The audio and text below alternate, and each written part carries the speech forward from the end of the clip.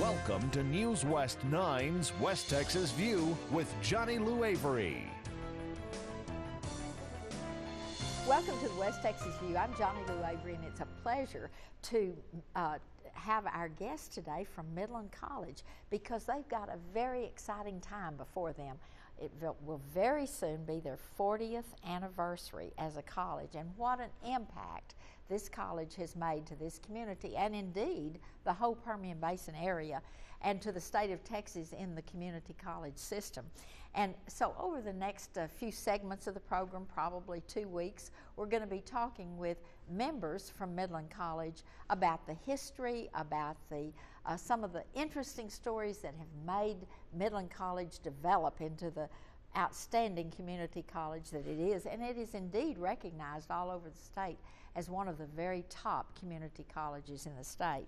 And we've been blessed through the years with great leadership, with great faculty and great staff, and great students who have gone out and continued to spread the word with the product of Midland College. So this morning you're going to meet Dr. Stan Jacobs, who is the Associate Vice President of Instruction for Academic Transfer Programs, and also Dr. Dina Savage, who is the Special Advisor to the President.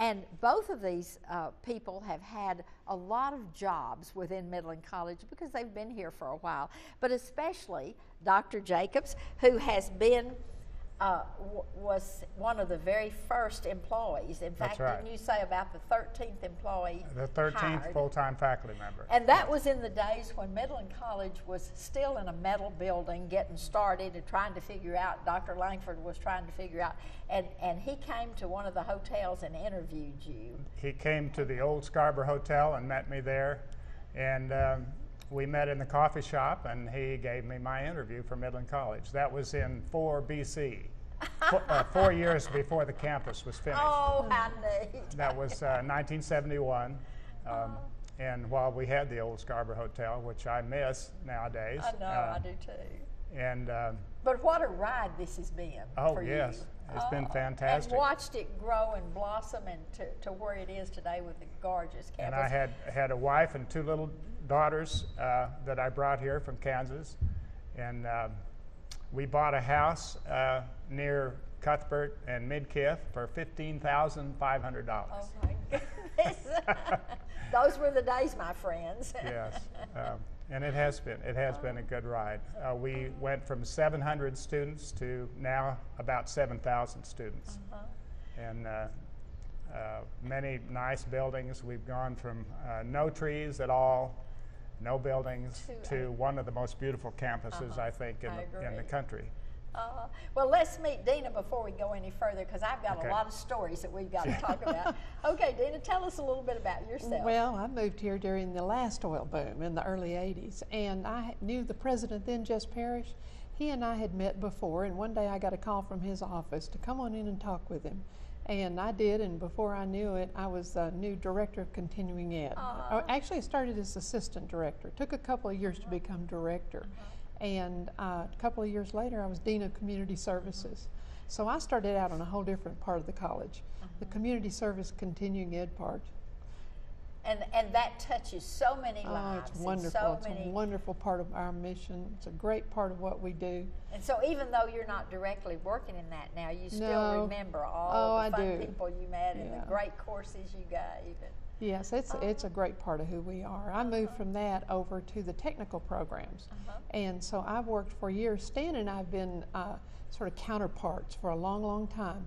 He's been over the transfer programs, the university parallel programs, and I've been over the career and technology programs, the ones that prepare people to go straight to work. So it's going to be a big change now. Stan's about to retire, and I don't know what we're going to do without it. I know, but the history of the college shows that more quality people will be. You bet. Will follow. And I want us to get back to some of the memories that you have of Midland College during these 40 years. And by the way, we might say that you have plan to retire on August 31st. So you don't have a lot more time, but you're frantically getting everything ready for the new year, even though you won't be a part of the day-to-day operation. Yes, I will continue to teach one class in art history.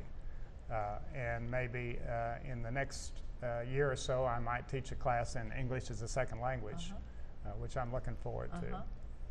Yeah, because all the teachers need that now, and Yes. And all of the people that are coming in.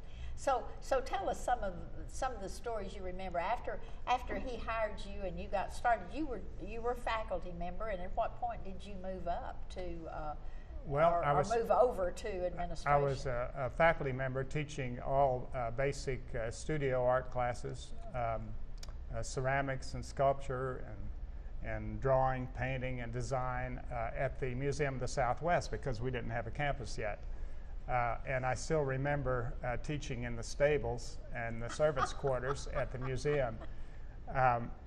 We were so small. We taught in the Lancaster House too. We taught in the dining room and in the solarium, and in this one servants' quarters area in ceramics.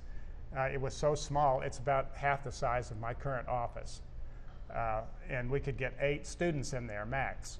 But so we would start a class with 6 students and close it at 8, and that was it. We had 2 potter's wheels and a small kiln, and we had some of the old-time Midlanders that came to take drawing classes, primarily painting classes, and those were great years. But coming from out of state, did that surprise you at the way the whole community embraced Midland College and was willing to share facilities and do everything they could to make it Their board members at the museum came out and actually helped us build cabinets for our classroom.